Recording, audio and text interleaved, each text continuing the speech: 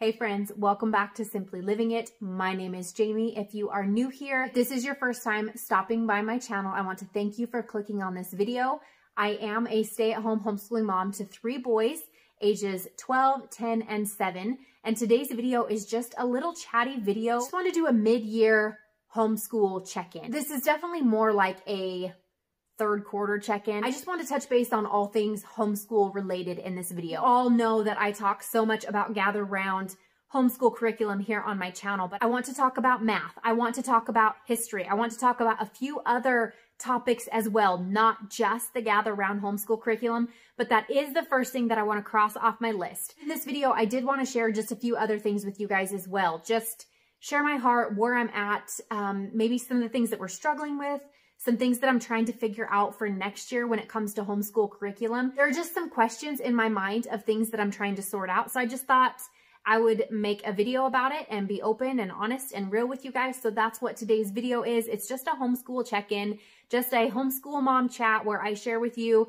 some things that we're struggling with in our homeschool and some things that I'm trying to fine tune and narrow down for next year's homeschool curriculum items. All right, mamas. So first things first. So just in case you are new here, I'm going to just state the obvious. I use the Gather Round homeschool curriculum from Rebecca Spooner as a staple item in our homeschool. I have been following Rebecca Spooner since before she released the Gather Round homeschool curriculum. So once this Gather Round homeschool baby was born, I knew I had to get my hands on it. I have been following this journey of Gather Round since it was very first released. We are currently working on our 5th unit study from the Gather Round homeschool curriculum, which right now is oceans. So we have done the North American birds unit study. We have done the Asia unit study. We did her Christmas unit study, which was amazing. We devoted our whole December to her Christmas unit study, and we didn't touch any other books in our homeschool for the month of December other than math here and there. And you guys, it was amazing. It was beautiful.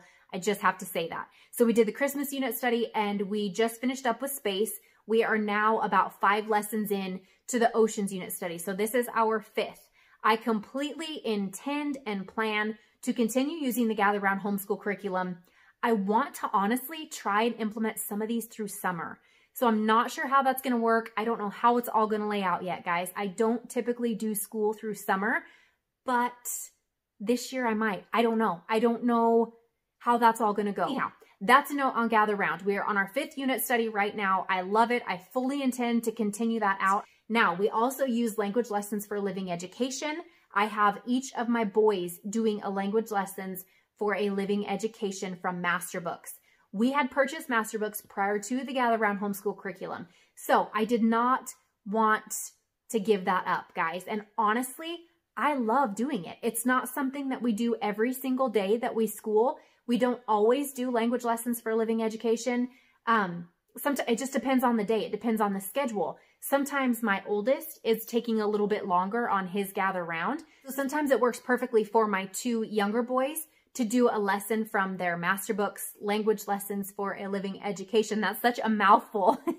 If I say Master Books, you guys know what I'm talking about. It's their language lessons.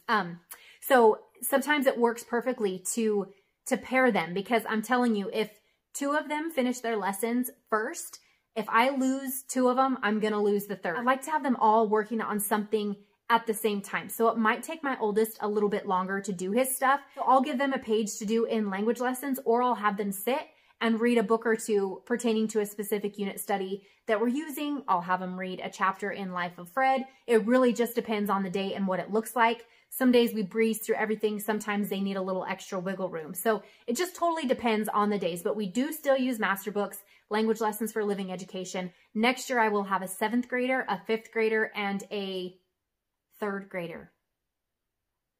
Wow. That is the first time I've said that out loud, and that really just freaked me out. Is that even right? Is my youngest going to be, okay, 2nd grader, 7th grader, 5th grader, and a 2nd grader. That's crazy, you guys. I just really freaked myself out. Okay, anyhow, so I want to tell you that I do still love reading through America's Story from Master Books. I love to use that as a read aloud. So I very well may be purchasing that for next year as well. I don't really talk a whole lot on my channel about other things that we use in our homeschool. You guys get a lot of information when it comes to gather around homeschool curriculum, but we do have other little things that we use here and there as well. And America's Story is one of those. I do like to use it as a read aloud in our home. I like to sit down and snuggle up with the boys and just read them a good lesson out of their history book. I really enjoy that time. They enjoy the lessons. I don't have them do the worksheet. It works great as a read aloud, and it's good nuggets of information for history. Now keep in mind, my kids go to co-op. We have a homeschool co-op that we go to where they do Spanish, they do history, they do state history, we do art. What are some other things we've done? We've done insects, we've done bugs. That's the same thing. Oregon Trail, we have done, science, STEM classes. We have co-op that we go to where they're getting a lot of that information at co-op as well. So I'm trying to not repeat what they're doing at co-op here in home. So if they're getting a good source of history in co-op, then I don't want to touch on that so much at home too, because I don't want to burn them out on that topic. They get a lot of intense stuff, especially my oldest, when it comes to science. He's getting a lot of intense science.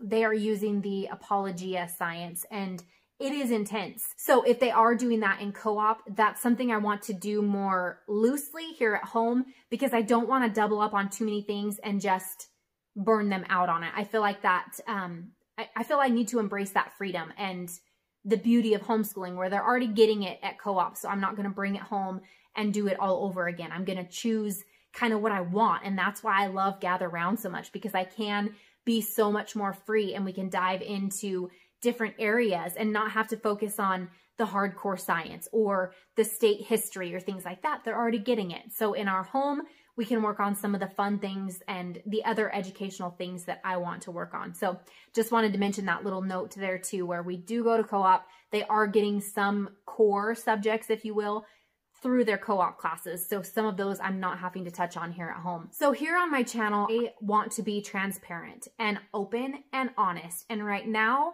if you have any advice, let me know in the comment section down below, because I have a question. When it comes to homeschooling, we all have this image of what it looks like in everybody's homes and that everything's perfect and wonderful and flowers and sunshine and roses. And homeschooling is hard. Life is hard. Narrowing down subjects and different things that fit in your home, it's all hard. And right now I'm questioning whether I want to use teaching textbooks for my oldest next year. If you are a mom with an older child, comment in the section down below and let me know what you think, or maybe just some advice, because we are using teaching textbooks. I have used teaching textbooks with my oldest since the 3rd grade. So he is going to be in 7th grade this coming school year, you guys, as I mentioned just a few minutes ago, and it about gave me a heart attack. 7th grade. I hate math. I hate it. I hate it. I hate it. I hate it. Math is not my thing. I love basic math. Multiplication, simple multiplication, simple division. I can do long division. That's fine. I've got that down. But you guys, when it comes to fractions and improper fractions and reducing fractions and all of these things, like, it takes me back to middle school, and I hated it so much. And now I have a child who is in that season of life that was honestly a struggle for me. So what I am finding is it moves very quickly through the whole process of fractions, just in general. Mixed numbers, multiplying fractions, dividing fractions, reducing fractions, all of it. It's moving very quickly for my son in particular. I'm curious if any of you other moms have that issue.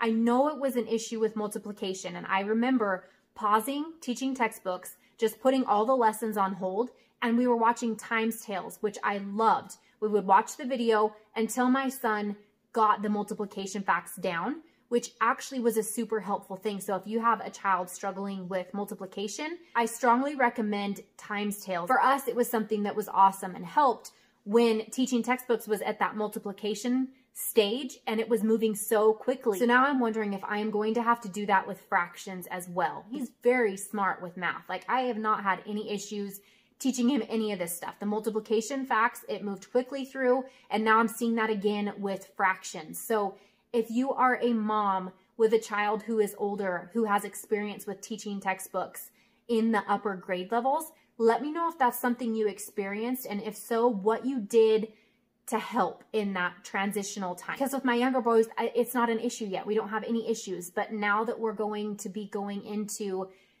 upper 6th grade, 7th grade math, things are getting more difficult, and I don't want to move so quickly. He's still getting the concepts, but when he starts getting problems wrong, I'm like, wait a minute, because he doesn't get problems wrong. Like, it's not something he struggles in. So like I said, if you have any advice, let me know in the comment section down below. Just one homeschooling mom to another, let me know what you have, because I'm actually considering possibly bringing in Saxon math. I'm wondering if that would be something that would help him, or if it would be a huge mistake.